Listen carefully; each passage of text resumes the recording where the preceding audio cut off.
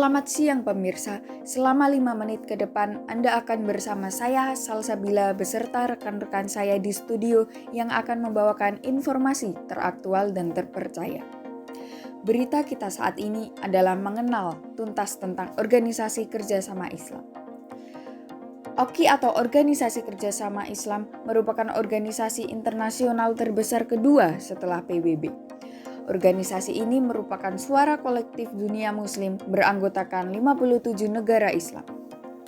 OKI dibentuk pada 25 September 1969 setelah pemimpin berbagai negara Islam mengadakan konferensi di Rabat Maroko. Awalnya, organisasi ini bernama Organisasi Konferensi Islam hingga pada akhirnya berubah menjadi Organisasi Kerjasama Islam pada 28 Juni 2011. Pembentukan OKI didorong oleh keprihatinan negara Islam atas masalah pembakaran Masjid Al-Aqsa oleh Denis Michael Rohan pada 21 Agustus 1969. Tujuan utama dari OKI adalah menjunjung tinggi perjuangan umat Islam di kancah internasional.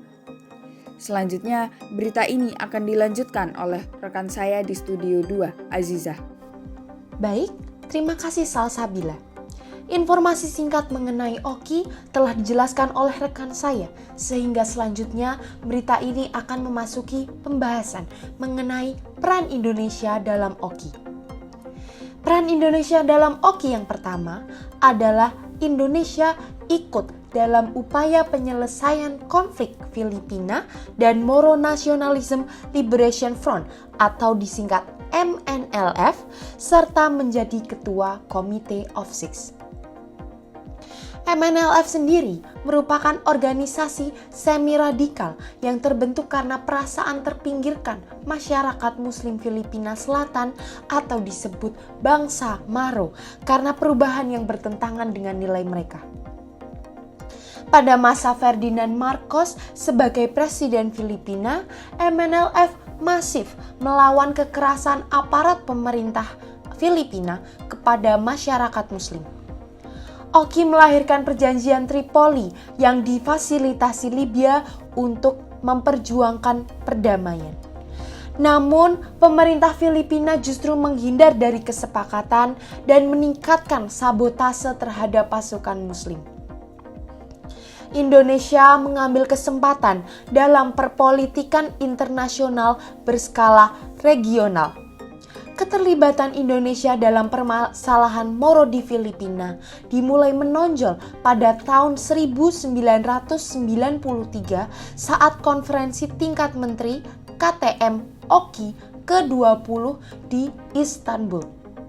Indonesia menerima mandat sebagai ketua Committee of Six dengan Turki dan Bangladesh juga di dalamnya.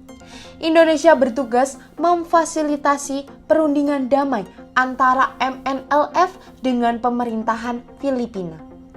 Adapun hasil perundingan tersebut adalah terbentuknya Final Peace Agreement pada 1966 sebagai bentuk perjanjian kedua yang menggantikan perjanjian Tripoli. Indonesia juga dianggap sebagai mediator yang ideal karena adil dan netral memulihkan kembali stabilitas ASEAN sehingga mempercepat pembangunan ekonomi, politik, dan sosial budaya.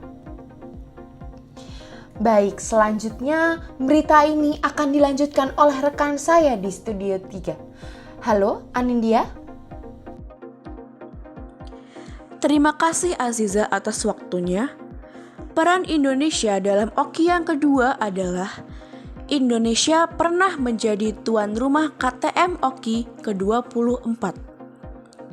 Indonesia menjadi tuan rumah konferensi tingkat tinggi atau KTM OKI ke-24 di Jakarta pada tanggal 9 sampai 13 Desember 1996. KTM saat itu fokus membahas citra Islam dunia internasional. Pada KTM OKI tersebut diputuskan beberapa masalah regional dan internasional, yakni sebagai berikut. Yang pertama, masalah Palestina ialah persoalan utama bagi dunia Islam. Kedua, mengecam keras kebijakan Israel yang menghambat proses perdamaian. Ketiga, mengakui integritas dan kedaulatan Bosnia Herzegovina sesuai batas wilayahnya secara internasional. Keempat, mengimbau diadakannya perundingan damai di wilayah Jammu dan Kashmir, menegaskan perlunya dihormati hak rakyat Kashmir untuk menentukan nasib sendiri, dan mengecam tegas pelanggaran hak-hak asasi manusia di kawasan itu. Kelima, menghimbau supaya pihak-pihak yang berseteru di Afghanistan segera mengadakan gencatan senjata. Keenam, menyerukan kepada Irak untuk sungguh-sungguh bekerja sama dengan Komite Palang Merah Internasional dalam upaya mengimplementasikan resolusi PBB, terutama yang menyangkut pembebasan para tawanan perang Kuwait. Ketujuh, mengecam tindakan agresi Amerika Serikat terhadap Libya. Dan yang terakhir, mendukung dengan tegas posisi Indonesia di Timor Timur.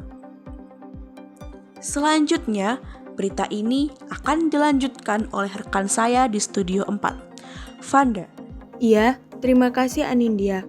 Peran Indonesia dalam OKI yang selanjutnya adalah Indonesia menjadi tuan rumah dalam konferensi kerjasama antara negara Asia Tenggara untuk pembangunan Palestina atau disebut dengan CPAT-2. CPAT sendiri merupakan konferensi atau forum pertemuan setingkat menteri yang diikuti negara di kawasan Asia Timur antara lain Indonesia, Malaysia, Singapura, Brunei Darussalam, Thailand, Vietnam, dan Jepang. Konferensi ini bermula dari inisiasi Jepang yang melihat banyaknya negara di Asia, khususnya Asia Timur, yang memiliki perhatian besar terhadap pembangunan Palestina. Penyelenggaraan CPAT-2 yang diselenggarakan di Indonesia pada 1 Maret 2014 merupakan komitmen dan dukungan masyarakat Indonesia dalam memperjuangkan kemerdekaan Palestina. Selain itu juga, keikutsertaannya dalam beberapa organisasi internasional untuk mendukung kemerdekaan Palestina merupakan melakukan pembangunan serta melakukan upaya perdamaian di kawasan Timur Tengah secara umum.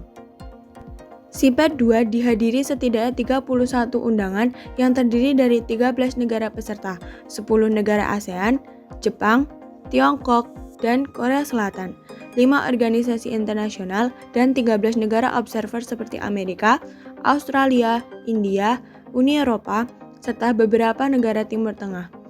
Dalam membantu pembangunan di Palestina, pada CPAT-2, pemerintah Indonesia yang diwakili oleh Kamar Dagang dan Industri atau Kadin mengajak 30 pengusaha Palestina ikut serta dalam CPAT Business Meeting and Trade Expo, sehingga peran serta membangun Palestina tidak hanya dilakukan pihak pemerintah saja, melainkan juga melibatkan sektor swasta seperti para pengusaha.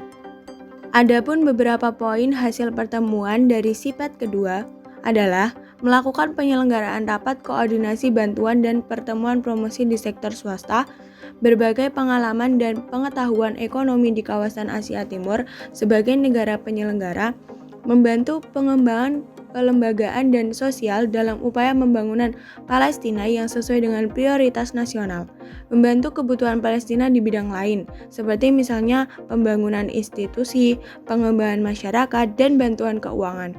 Program pengembangan SDM atau sumber daya manusia yang sesuai dengan kapasitas negara-negara penyelenggaraan konferensi, mendorong dan mempromosikan sektor swasta di Palestina. Selanjutnya, berita ini akan dilanjutkan oleh rekan saya di Studio 5, Ivan. Baik, terima kasih rekan Vanda. Selanjutnya, peran Indonesia dalam OKI yang terakhir yaitu Indonesia kembali menjadi tuan rumah KTT luar biasa kelima. Indonesia menjadi tuan rumah dari konferensi tingkat tinggi luar biasa OKI, tepatnya di Jakarta pada tanggal 6 sampai dengan 7 Maret 2016. Menurut Menteri Luar Negeri Indonesia, Retno Lestari Priyansari Marsudi, KTT luar biasa OKI ini diadakan sebagai bentuk nyata upaya-upaya negara OKI untuk mendorong penyelesaian konflik di Palestina. Presiden Jokowi mengusulkan beberapa hal terhadap negara-negara anggota OKI. Di antaranya yaitu, pertama, mengakui Yerusalem Timur sebagai ibu kota Palestina. Kedua, mengajak negara yang memiliki kedutaan di Tel Aviv, Israel untuk tidak memindahkan kedutaannya ke Yerusalem. Ketiga, mengajak negara-negara yang belum mengakui kemerdekaan Palestina untuk segera melakukannya. Keempat, bagi negara-negara yang memiliki hubungan dengan Israel agar mengambil langkah-langkah diplomatik. Kelima, meningkatkan bantuan kemanusiaan, kapasitas, kerjasama ekonomi dengan Palestina. Terakhir, menjadi motor bagi gerakan di berbagai forum internasional dan multilateral untuk mendukung Palestina. Demikian informasi yang dapat kami laporkan saat ini. Kelompok 3 dan segenap kru yang bertugas pamit undur diri. Terima kasih, selamat siang dan sampai jumpa kembali.